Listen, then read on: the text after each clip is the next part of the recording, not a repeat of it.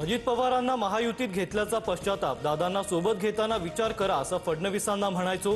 काहींकडून लोकांची दिशाभूल, रवींद्र चव्हाणांचं विधान। माझ्यावर 70,000 कोटींच्या भ्रष्टाचाराचा आरोप करणाऱ्यांसोबत मी आता सत्तेत, गुन्हा सिद्ध होण्याआधीच कुणी दोषी असतो का? सिद्धार्थ बनसोडेंना सावरताना अजित पवारांच्या विधानांना नवा वाद। मोदींनी अजित पवारांवर सिंचन घोटाळ्याचा आरोप केला, त्याचं काय झालं याचं उत्तर फडणवीसांनी द्यावं। संजय राऊतांची टीका, भाजप वॉशिंग मशीन असल्याचीही पुनरुच्चार। अजित पवारांनी असं बोलायला नको होतं, मनभेद होणार नाहीत, दादांनी काळजी घ्यावी, आम्ही मोठ्या भावाच्या भूमिकेत उत्तर देणार नाही। अजित पवारांच्या विधानानंतर बावनकुळेंची प्रतिक्रिया।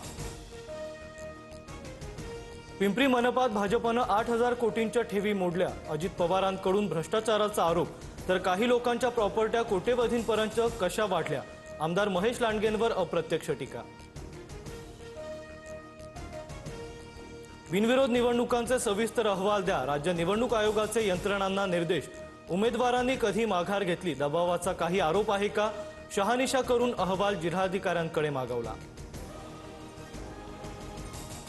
बिनविरोधवरून राजकीय वाद पेटला, बिनविरोध निवडून येण्यासाठी 5 ते 10 कोटी दिले, संजय राऊतांचा आरोप, तर राज्यात लोकशाही नव्हे तर झुंडशाही म्हणत राऊतांची टीका।